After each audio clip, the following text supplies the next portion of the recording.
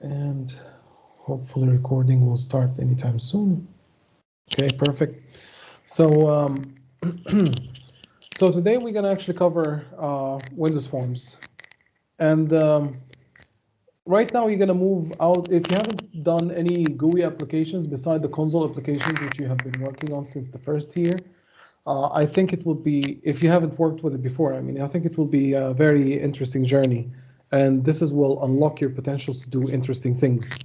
And I hope I will see interesting projects from your side, by the way. At least the last year I have seen very interesting ones from many students. I hope you will do too. So in order for us to create a Windows project, well, what I'm going to do is I'm going to grab Windows Forms. I'm just going to search for it. So Windows Forms. Now there are many Windows Forms in there. I would like to pick up the .NET Framework. Okay, so Windows Forms app, .NET Framework. I don't need to create a Windows Forms class library nor control library, just that. And I'll hit next. And then I'm gonna call this peer-3 underscore online class 3 for now, and hit create. And it's on the other screen, so let me grab it here and let me close this for now. Right now, bye-bye console, welcome Windows Forms. So the moment you start Windows Forms is, honestly, like, it's pretty simple, and it's way easier than in the past. For example, long time ago, we had, like, before, simple ways of creating Windows Forms application. We had to use, for example, if you are using C++ with Windows, you have to use something which is called MFC, I think, where you can actually use these called Microsoft Foundation classes, as far as I remember, yeah. And you could actually, like, work with Windows Forms from there. If you wanted to choose, maybe there are other as well frameworks for C++, like, but I don't know if back in the day IMGUI and other frameworks existed back then. I cannot remember, honestly. But other people were actually using Java to create Windows Forms. We were using, for example, Java SWT for native Windows applications, and then Swing was the Java way of drawing windows, and it was cross-platform. Right now, you can actually write a Windows application cross-platform using Xamarin, but it doesn't use Windows API. It's actually have its own drawing system, so it can actually draw on Mac and Windows and probably Linux. I think you're gonna have an interaction, or you're gonna be having a friction with Xamarin once you move to RS1 and RS2. I cannot remember, honestly. So you wait for it. But right now we will learn a little bit of the foundations here. Now, Windows Forms application is tied to Windows. Right now, this what we are working with right now, this is actually tied to Windows only and works only on Windows. It doesn't work on Mac, or it doesn't work on Linux. It just works only on Windows, for the sole reason that this is relying on Win32 API. I think so. I think, yeah, we are still using Win32 APIs, and this is and Win32 API is the API of the operating system. How we are drawing a window, how we are registering the process and the window into the operating system drawing stack, and all these things is quietly coupled with the operating system. So if you wanted to draw such a window, for example, a long time ago when we used, for example, C++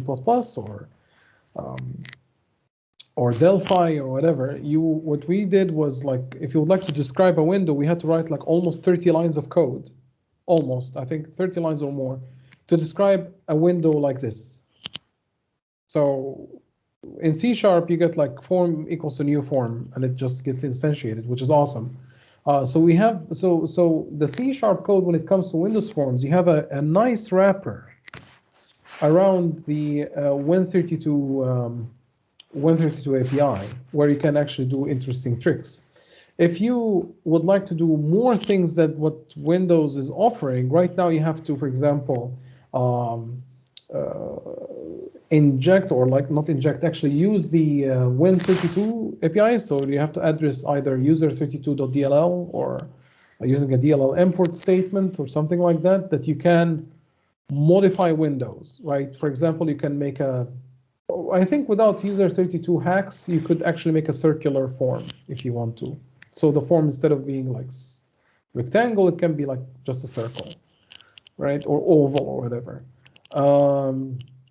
You can make interesting neat tricks, like, for example, hiding the process from Task Manager, which I don't think it is possible now, but probably it is possible. But it's right now hacking, literally. But for example, you could, let's say, make the Windows form. So if I hit Control F5 right now, with Win32 APIs, you can actually make this window doesn't appear here, right? It doesn't appear in the taskbar. I think it's somewhere in the properties exposed, but basically, like as I wanted to mention here, is that Windows generally, like Windows Forms, it's just a wrapper around Win32 APIs, at least in the C# world. Okay. So the .NET framework with the additional libraries of how the form is being created, everything is handled for you when you actually create a form, drawing it on the screen, adding it into the operating system stack, registering the form itself in the operating system. All this is being handled for you. Otherwise, you would have to write this all by hand. Now, a Windows form has a life cycle, so it has a series of events that can be called. So for example, if you look at the Events tab, by the way, I select an item or a control or the form in this case, and I press F4. F4 shows you the properties, okay? So if I'll just put this here. So properties, I click this. So if you click anything, you can just simply click and press F4 and you get the properties pane. Now, this is these are the properties exposed to you that you can actually modify. So you can, for example, change the text of the form, the title of the form. Let's say it's going to be like whatever. For example, right now, let be calculator. If I write it correctly, calculator. So right now, oh, it's the name, sorry. Let be FRM calculator, and we're going to get to the naming later. So here you go, calculator. So this is the text. The name is what you use in code to identify this object, and we will talk about it in a minute. And right now you can do all sorts of things. You can actually make the background color like black or whatever you want to do with it, okay? So this is one thing. Events here are the stuff which are exposed to you by the, let's say by the Win32 API again. For example, like handling on mouse click. So if you click on the form, something will happen, or if you double click on the form, or you actually like hover over the form and so on and so forth, right? If you key press anything on the form, like all these events, you can actually handle them here, and we were going to talk about what event handling means. But generally speaking, this is what Windows Forms is all about. And I will actually just go ahead and rename this file to be FRM calculator.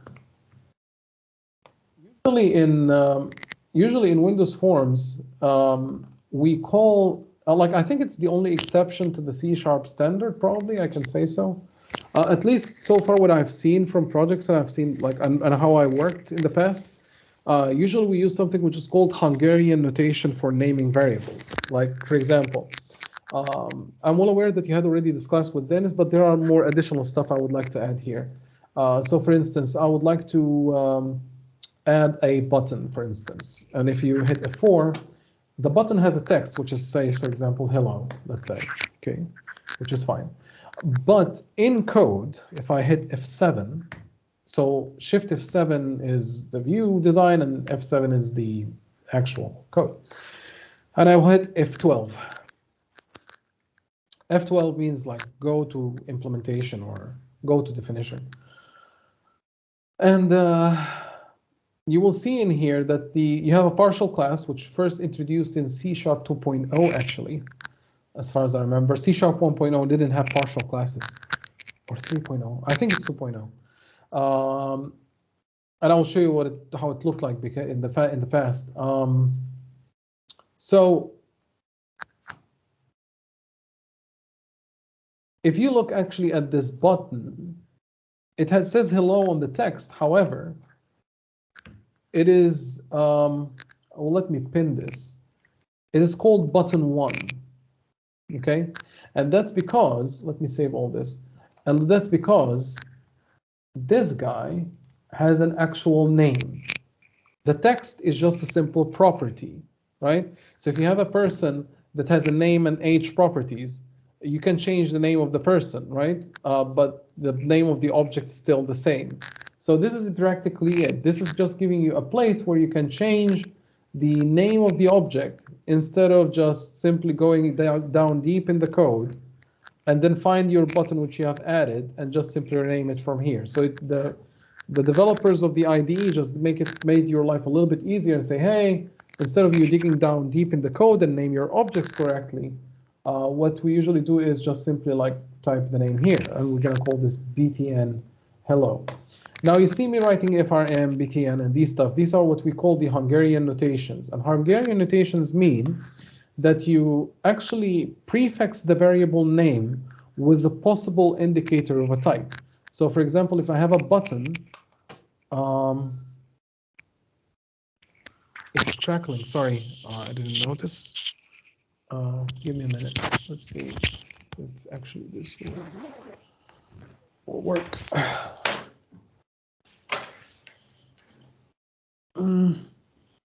Is it still crackling? Let me. No, now it's. Is it now better? It's better. Okay, okay. All right, so if it is a button, then you're going to have a btn. If it's, for example, a combo box, it's going to be cmb. If it's going to be a text box, there's going to be txt, for example. Data grid view, at least this is how I coded it, data grid view, we said dgv. So there, and then we have, then we add this, for example, control name, right? And then the control name goes here. So I'm just going to write it like this. So you add then and then you add your control name to this. So right now we have a button, and we say the button is going to be hello. So we say it's going to be btn, which is button hello. And the sole reason behind it is that you would like to be able to address that button quickly if you don't remember like the name of it or the type of it. I think this is coming from C++ days, back when IntelliSense in the IDEs weren't that good. So people used Hungarian notations because sometimes you'd have pointers, but you'd never know the types of the pointer. So you put the Hungarian notation like this is type of a person, so say P, and then it says like, yeah, this is actually a person type. Or you can see it actually even in the C++ code. Some people write it like this, M underscore my variable, right? And this says that this is a class member. For example, it's a property, not something from outside, let's say, right? So this Hungarian notation is well known, and we use it in Windows Forms because it's easier for us to define like, I know this is a button, and I know this is a text box from the moment I look at the code, okay? It's just a common practice I do, at least in my classes. Not necessarily, I'm not saying necessarily this is the correct way of doing this. So whenever you join a team, if they have a certain coding standard, then please just follow those coding standards, which the team defines, okay? Now that's out of the way.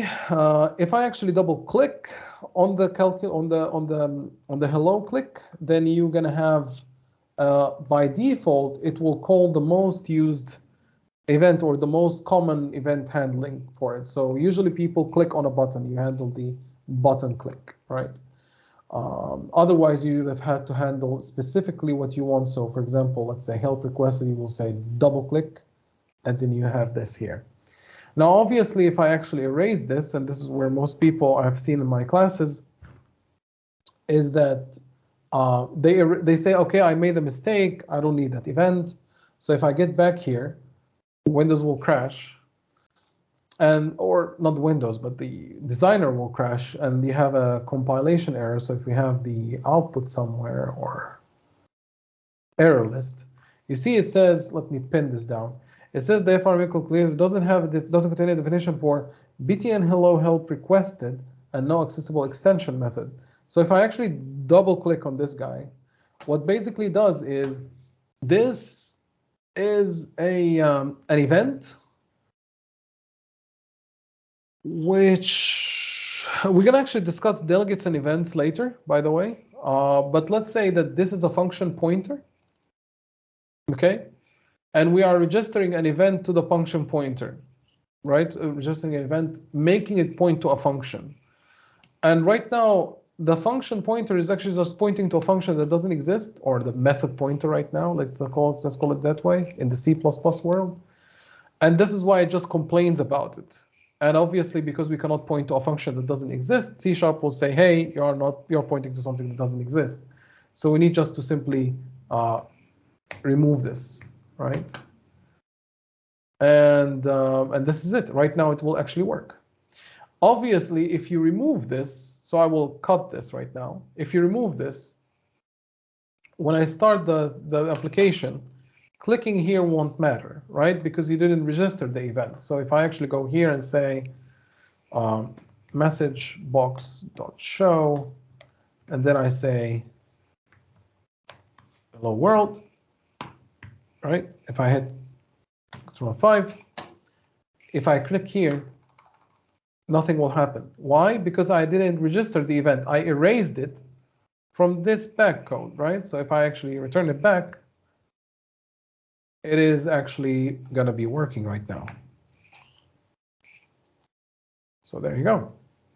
Now, obviously, message box is actually a window. Again, it's Windows API wrapper stuff. So you could like add more things. And as you can see here, here's the owner of the window, and you can switch with the owner and stuff. But this is out of the scope. But what we can do here is, for example, have a caption, which is, for example, del class, del per3 class, and then we could have more overloads, like, for example, what are the buttons? So you can have message box buttons dot okay, yes, no, cancel. You can actually have this if you want to. And then, for example, what is the icons? I think so, message box icons dot, and then you can have error information, whatever warning. So let it be information for now.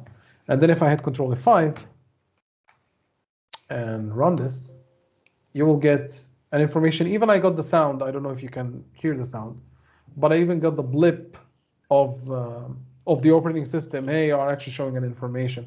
And you can press yes, no, cancel, and you can actually handle that event. We'll see that later. But you can click on any of these. You can actually have like just OK and have this as error. Then hit Control F5 or, sorry, start. Would be if you have, right now I get a different sound from Windows because again it's calling with the Windows APIs just to give me like, here there's an error, and just to press OK, and this is it. So yeah, it's actually as easy as that. Now there are a couple of things you need to know about. Like, for example, the object sender, for instance, is actually basically the Windows API giving you more information who actually clicked on that button, right? This event args-e is the father class of all event arguments. For example, in some other controls, it can actually give you more information just like, for example, this, if you press E dot, you cannot actually do anything right now. But it can actually tell you later in other controls, like what did you click and where and how and which button did you use, right? Which mouse button did you use, the right or left, for example, or which row did you click in the data grid view, and so on. But let me show you one more thing. This is automatically generated code. Some time ago, before partial classes, before I actually end with this one, long time ago, this was actually like this. Hang on. This was actually in the region.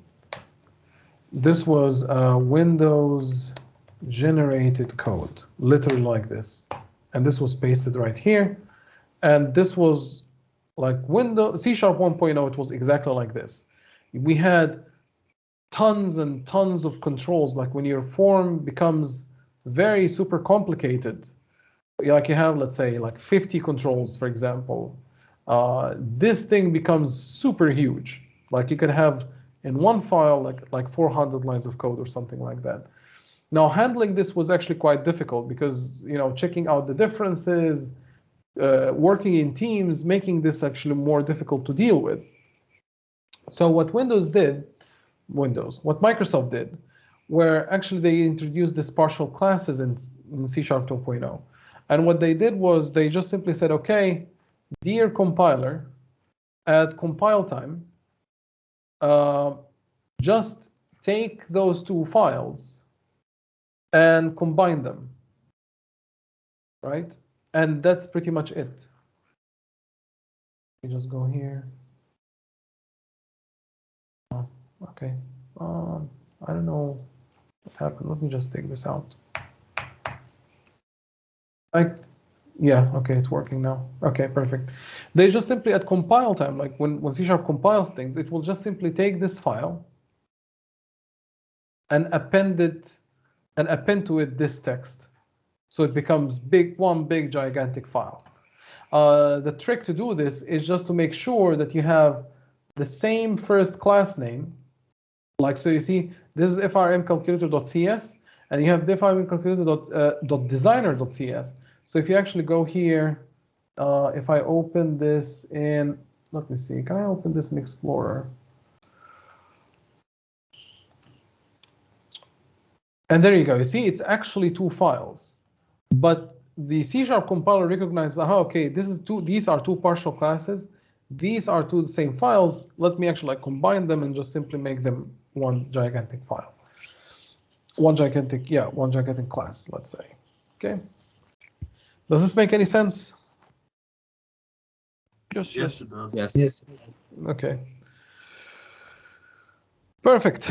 All right. So moving on then. One more thing to show. You can actually do this by hand, by the way. So you can actually like having this dot, hang on, not this dot. Oh, I need to define first the variable. Let me follow the standard here.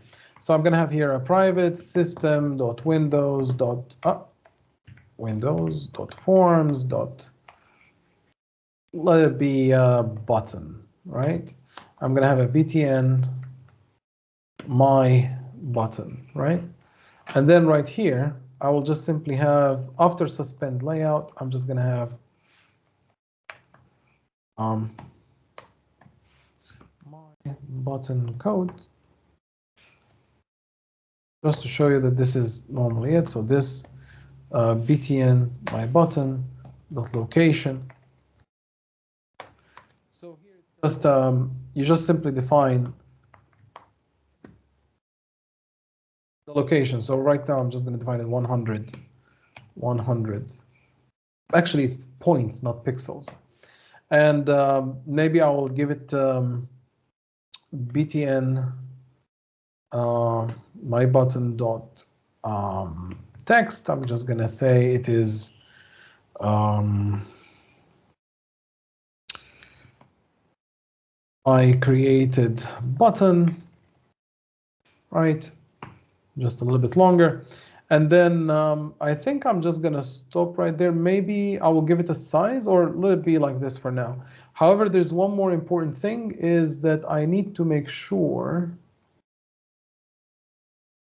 that it is being added to the controls. So this controls, this is the current form, controls, hopefully I know how to type, .add this btn my button. Now, if I actually don't do this, so let's say I don't do this, if I hit Control F5, oh, okay, this doesn't work. Oh, I didn't create one. Sorry. I thought I created it, didn't I? Yeah, yep, I did it. This.btn my button equals to new this. Okay, I didn't create it. We run into problems. So Control F5 now. And as you can see here, it doesn't actually exist, right? So the button is not there.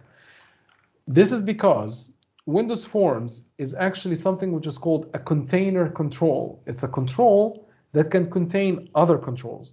You have different ones. You have other ones in here. For example, I think you have list box. You have group box somewhere. If I can see it sometime soon. No, containers. Oh, there we go. You have a group box, you have a panel, split layout, tab controls, so you would like to have multiple tabs. This is called a container controls, like controls that can contain other controls, okay?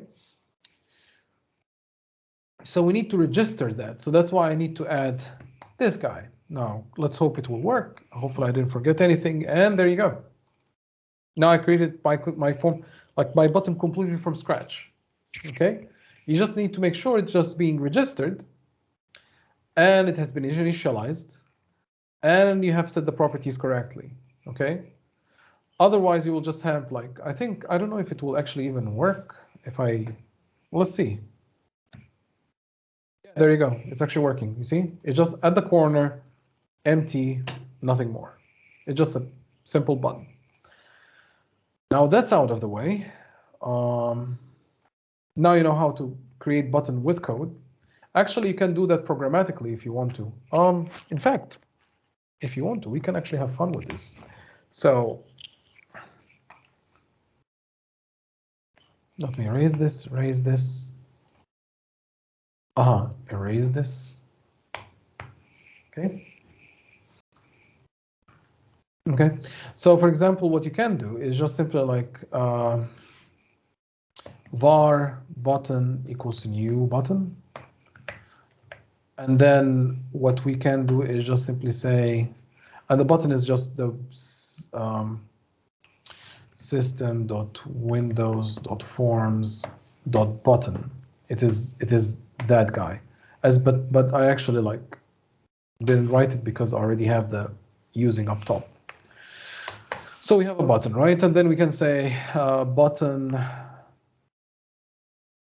dot location equals to, oh yeah, we need, let me make a var random equals to new random. I thought that we have random in it is there, I think, using system. And you say random location equals to new point. And right now I'm going to have actually random dots. I'm actually coding this live. I don't know if hopefully it will work. Between let's say 0.0 and then give me actually between zero and let's say 100 for now, because actually you can say this dot size if you want to, I think size dot x dot width. So width, if actually the point is what does the point take? What's one x? Yeah, so width because it's xy not yx. Random dot next, and then you have from 0 to this dot size dot height. Let's say. So right now I'm assigning a random location every time I click at this hello button, and then I can say button. Let me have an increment somewhere. So for example, int I equals to 0, button dot text equals to I plus plus. And then I can say, sorry, because text needs a string, right? Dot to string. I didn't do that in the class. It would have been fun to do. It just occurred to me to show it to you. And then you can say,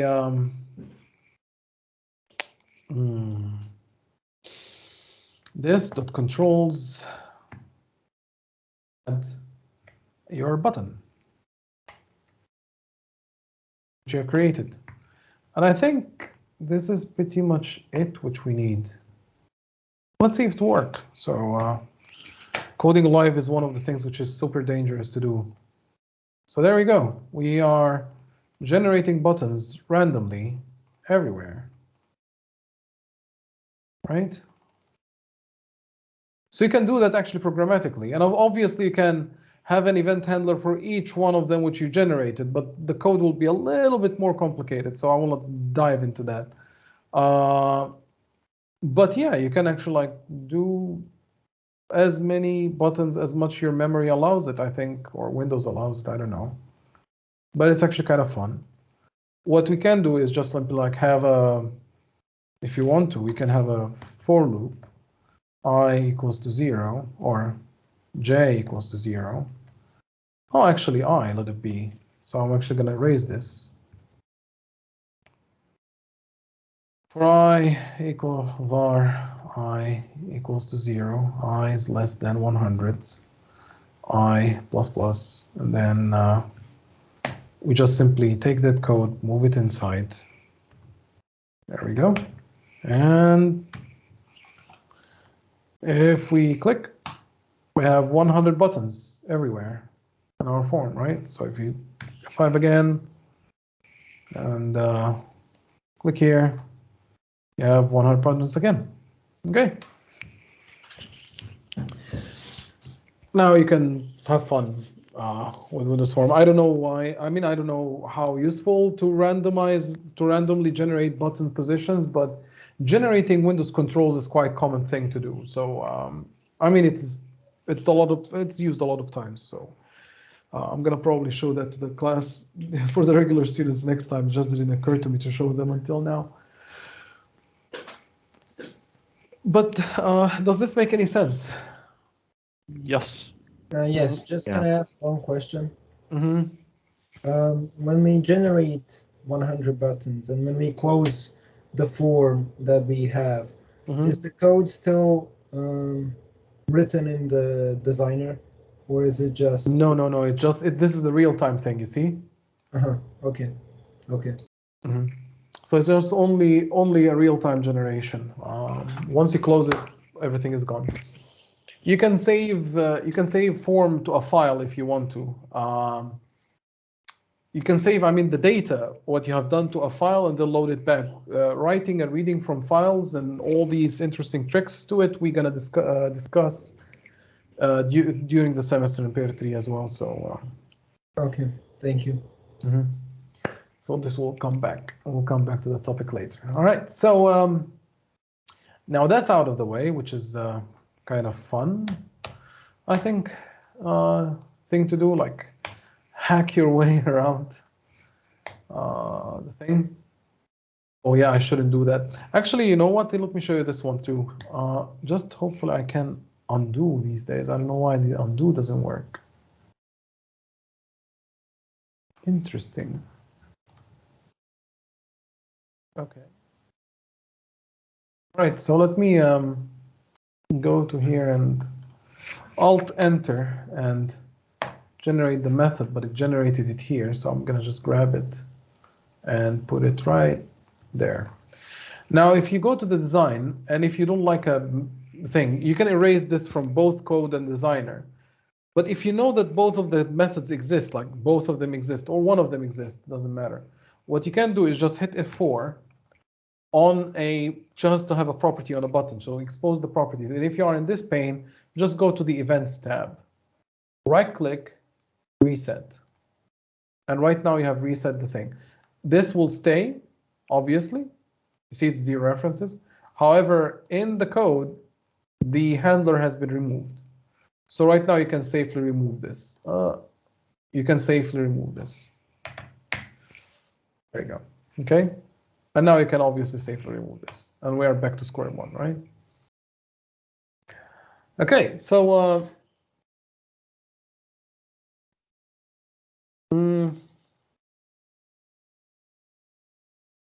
let's talk about accessing properties of controls. And we already have seen some things like that. But it would be good idea to practice as well. This point. Where is my text box? There we go. So assuming that we have a text box right here, and as you can see here, like Windows Form is giving me helpers, like how to align my buttons and my controls, so I don't have like weird positions like these. So it's just like things are really in line and nice and neat. But assuming that we have a button like this and you have a text box and I would like to grab whatever is inside the text box, like what we do in calculators, for example. So I'll hit F4, I will go here, I'm gonna call this txt input, for instance. This button is gonna be btn, say hello, and here is gonna be say hello. So this is the name of the button that I can access from code. This is what the user will see. This is my text box, which has been named. And whenever I actually click, so by the way, I double click on the button, it will give you immediately the click, which is exactly the same way. When I click on this guy, click here, and I just simply double click, it will do exactly the same thing.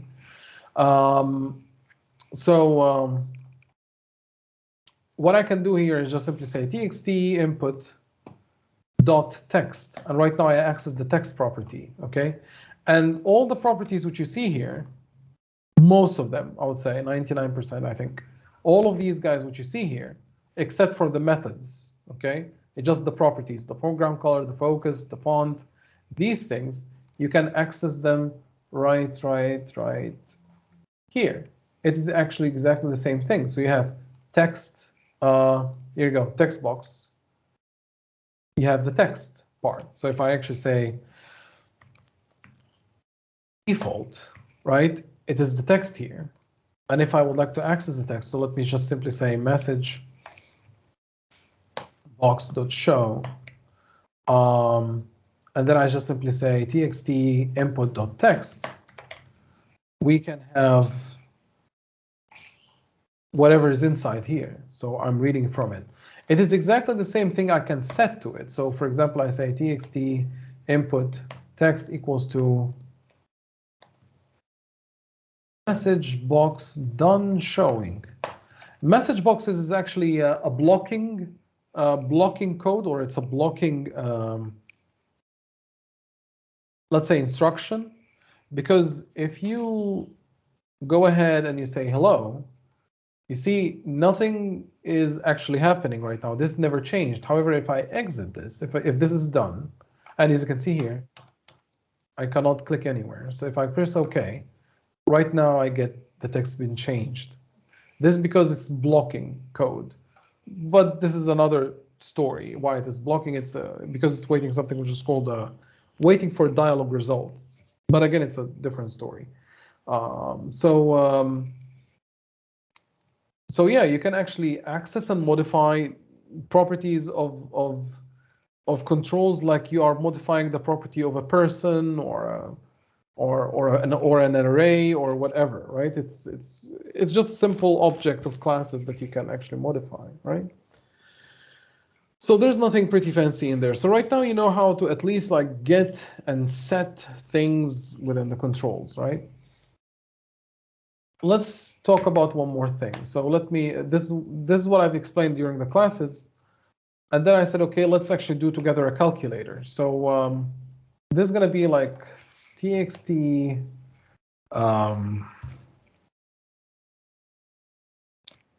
number field, right? And what we can do is just like try to be humans. That's what I always ask from students. Just, do not give me a random UI, just make something nice.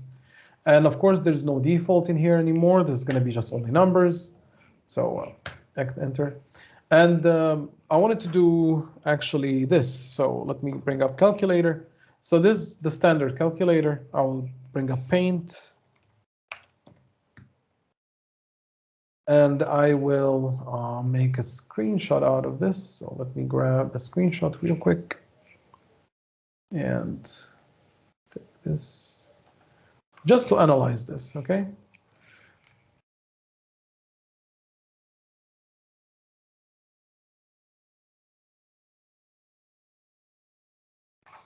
Let us close this. All right. So what I actually asked the students a couple of times so far, like in the classes, is that I actually don't care pretty much about, let's say, these for now. So these guys just simply ignore. So here's the fill color. So I just simply said, oh, for real? Aha, solid color. So oh.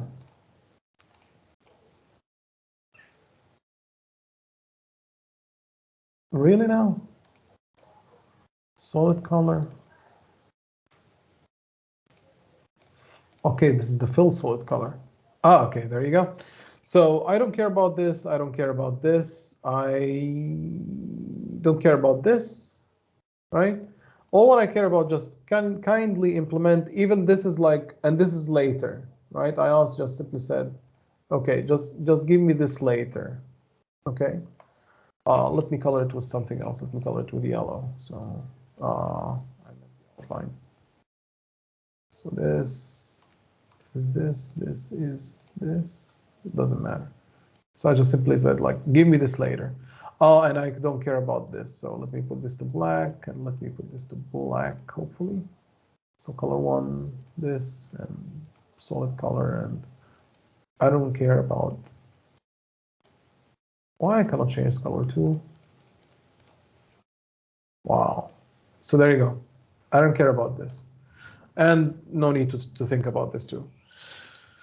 Okay, so this is the stuff which I asked him to do. And what they asked me was like, okay, I have a big font here, right? How can I make this font bigger? And it's actually fairly easy. All what you need to do is just simply select the text box, dig for the properties, because this is a text, it has to have a font, so you have a font property. And then when you expand it, you have size. And right here, you can, for example, have 24, for example, right? And right now, if you write a number, it's there. Now, here's the issue, though. If you actually go ahead and bring up the calculator, you are actually typing the numbers, they are actually appearing from the right, like just moving from the right.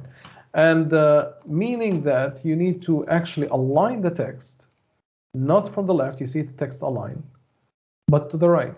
Actually, I would advise you, like, because you guys are students and have time, just simply like explore and try out every single property in there. Just see how it looks like, how it works, test them all out. Look at MSDN if you don't know what a property does. I don't know them all probably.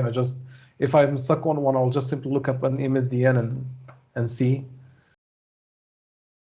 Oh, what? Is it still running? Oh, there you go, it's still running, sorry. So if oops, sorry. Okay, so let me F5 this. Right now we have, 0, 1, 2, 3. So it's actually coming out from the right, okay? So let me clear. Can we clear this? Yeah, right. You cannot clear this, right? Retry. Okay, doesn't matter. We'll get back to it later. Okay, so buttons. So we need to lay out the buttons, right? So I simply said, okay, if you would like to achieve something similar to this, and we are not caring about right now form resizing or anything, we'll just simply keep things simple. What we can do is simply define the size of the button, which you have somewhere here. You see, the button has as well, you can have a font of the button, like the font of the text, as well as the size. So I'm just going to give it something square-ish. So square-ish, it's actually going to be square. So 64 points by 64 points. Right now we have one. And I think I need, so Control-C, Control-V, Control-V. And it's actually giving me a duplicate, by the way. So it's not going to be different reference or anything. Just I'm literally having a duplicate. So as you can see here, I'm just getting more and more buttons.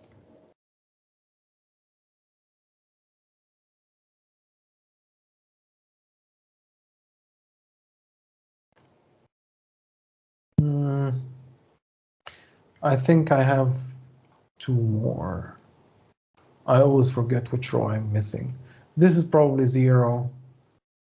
And here's you go. I think this is it. So let's see. So this is BTN 7. Oh, let me write it like this. I don't want to have troubles. So this is 7. This is BTN 8. And it's actually right now it's a labor work actually. So which is fine.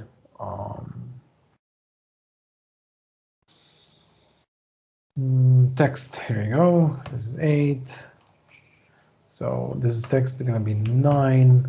And it's going to be for the name, BTN 9. Some people actually might not look at this as important, like to name them, but I like to always keep my code clean just in case. 4, and then you have here 4. Just bear with me until I get this done. BTN 5. This is going to be 5. This is going to be BTN 6. It's going to be 6. 6. This is going to be 1.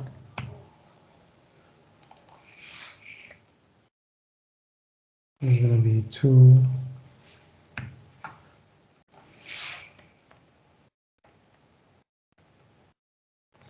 I don't know honestly whether this is going to be, it's much easier through the UI definitely because I don't know the position of them. 3, actually it's going to be 3. It's going to be BTN 3. And right now this is going to be 0, right? So this is BTN 0, and this is going to be 0, and this is going to be BTN decimal point, and it's going to be just a point, and this is going to be equals, right? So BTN equals, and this is going to be equal. Okay. And right now we have the there's going to be addition, so there's going to be will it be division actually? So division is going to be BTN division.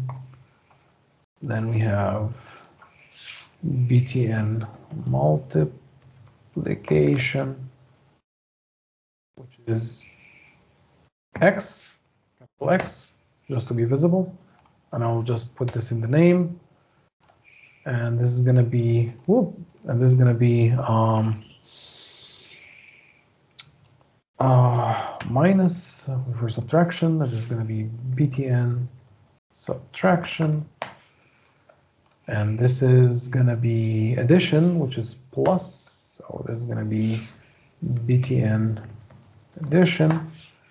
And right now here we have the percentage, which is BTN percentage, which is going to have just the percentage.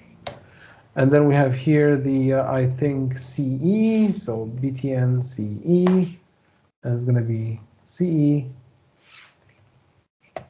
This is going to be C, and there's going to be BTN C, right? Woo, okay, done, I think. Hopefully I didn't forget stuff, hopefully. Now, obviously, like some of you might say, okay, I would like to change the fonts. Since all of them are the same control, I can just simply select all of those guys.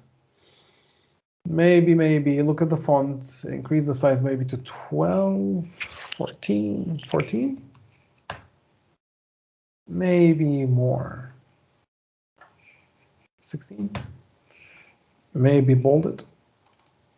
Okay.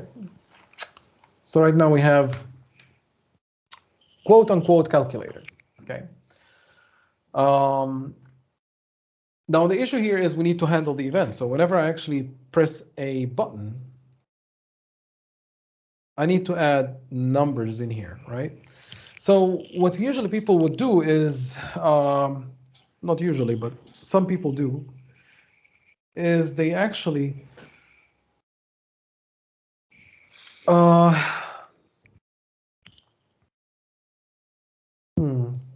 yeah, this is alignment, middle center. This is like telling where the text will be because you could align it upwards or downwards or here.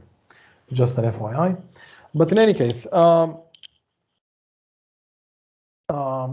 what you could do is, in fact, like double click and then handle the 0. Let me erase this guy. He's not needed anymore. And then you can say, for example, double click and then you handle for pressing the 1. So you can say, for example, txt number field plus equals 0 and then dot to string. Or actually, hopefully you can do this. Can it? No, you can't. 0. And then dot text, obviously, dot text. There we go. And then you can have, say, for example, txt number field dot text equals to 1, which can be put in a string, and so on and so forth. Right? I'm not going to write all of them. I'm just going to hit Control F5, and then you can just simply have a bunch of zeros and a bunch of ones, right?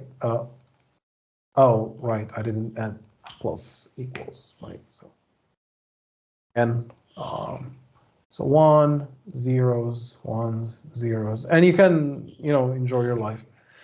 However, there is a smarter way of handling this. If you notice carefully, we have at least the numbers. All of them, they handle the same event. So 0, 1, 2, 3, 4, 5, 6, 7, 8, 9, right? All of them, they will do exactly the same thing on the screen. However, we need to, for every number, it has to be projected right here. Now, knowing that these numbers are going to be static all the time, they never change, what I can do is grab that number which is written in here and just simply write it on the text box. And the way to do this is by writing an event handler. We're going to write one event handler that will handle all the 10 buttons. So we can say private void btn button handlers. Let it be so. Object sender event args e.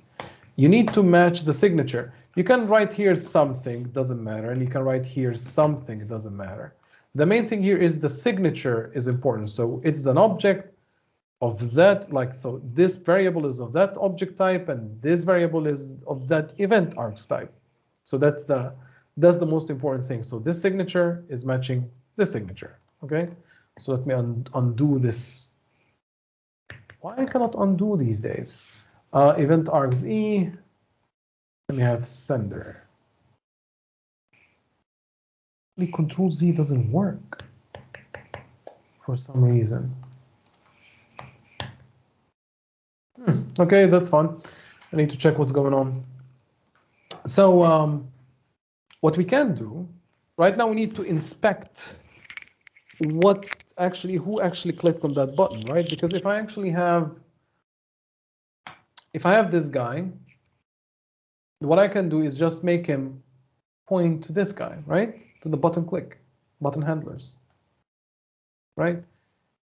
However, if I make each one of those point to the button handler right now, we will end up with a problem. How do I know which one has been pressed and what has to be done?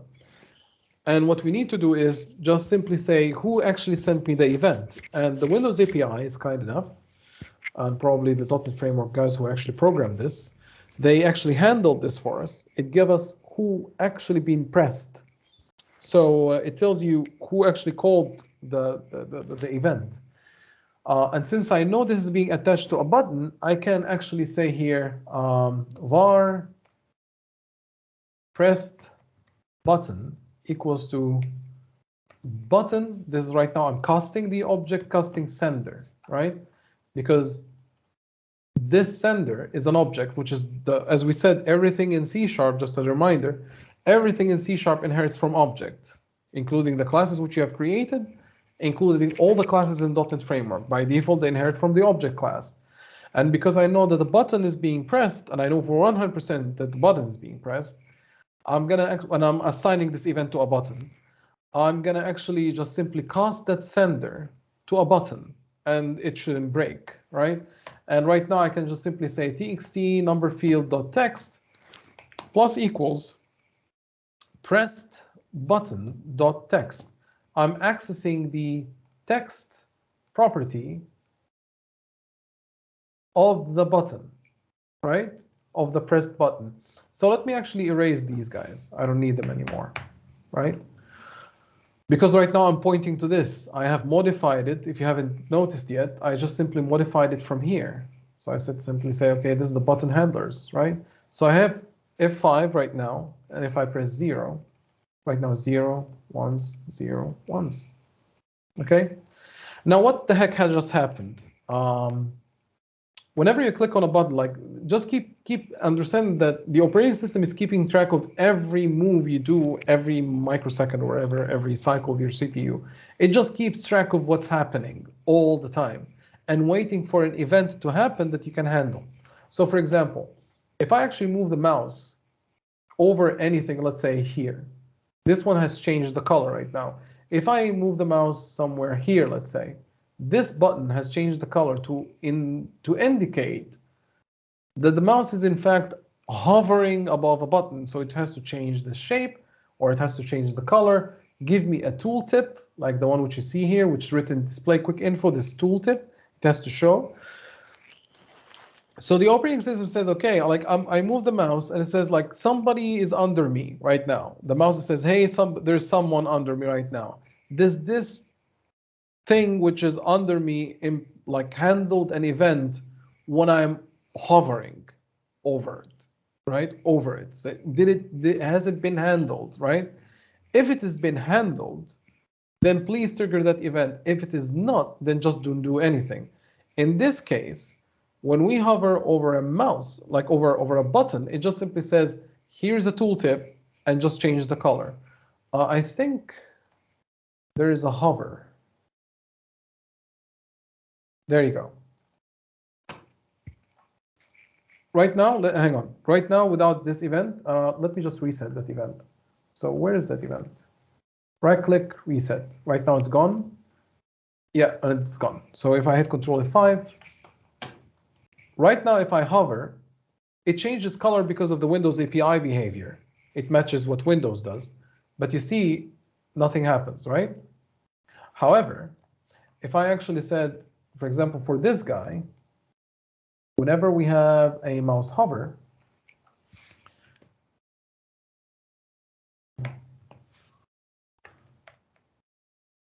mouse is over me. So this button will scream and says, you know, like this mouse is, the cursor is over me. So right now this, see? It doesn't happen to anyone, but this. Okay, so this is one more information about like what's going on. Okay, so this is one of the things which built into the operating system. So it just simply keeps telling you of things that are happening all the time. And right now, you can actually play with this, by the way. You can actually have a handler that you can have actually interesting events that can be handled based on the control type. So for example, this would be illegal. This will not work if I actually attach this to the text box. So if I actually told the text box, look at this event, right? If I hit F5, and if I click here, I will actually get an invalid cast. You cannot actually cast text box type to a button type, right? And you can actually even verify that by something which is called reflection, where you can actually get the type of the object that has been sent to you. So you can simply say message box.show txt, sender.getType.toString. So this will tell you exactly what type it is, right? So if I Control F5 right now, and if I click here, it immediately told me this is the class, system.windows.forms.textbox, right? I just simply put it into a string so you can see it. Okay, so it immediately told you what class it is coming from. So if I actually attach this correctly to so let me reset this. So I remove the handler. And if I actually keep the buttons on, so if I actually hit Control F5 again, if I actually press on any button right now, like let's say this, or, oh yeah, I had only to 1 and 2. You see it says system.windowsforms.button. Okay, so it's super important. Now, now we know how I figured it out. Now we know why this is actually happening. It's just because the API just gave me this ability that I can know, in this case, who actually made the event. So object sender is like who's actually sending that event trigger. Now, the easiest thing to do is just simply grab everybody. So I'm actually just shift click or control click everyone, and just simply go to the click tab, like go to the events tab, handle the button click handlers. So right now, if I hit Control F5, right now we have 0, 1, 2, 3, 4, 5, 6, 7, 8, 9. Okay. And this is practically pretty much it when it comes to what we have done in the classes in terms of my introduction to the students.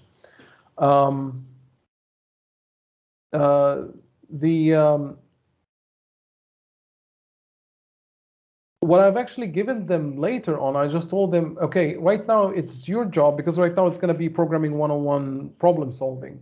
Right now you know how to handle events. So if you actually know how to handle the plus and equal and division, go ahead and try to right now to implement the calculator itself. How can you add two numbers and just simply display me the number here, right? Display me the result here. So this is basically what has been covered so far. Now, of course, some of the students were having fun with this. Some of them, they were actually coloring the form, so you can get the background color, and they just change it to something else. I don't know right now. This is crazy things I'm actually putting in there, probably web or whatever it is right now. Beige, I don't know what colors right now suits you guys, but you get the idea, midnight blue. And then they changed the colors of the font, and yeah, people were actually having fun with this, and I advise you to do the same because it's good for you to explore. Do we have any questions so far?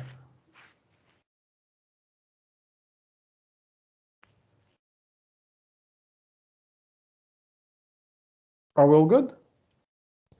Yeah, everything is fine. Yeah. Okay. All right. I will actually then stop the recording right here.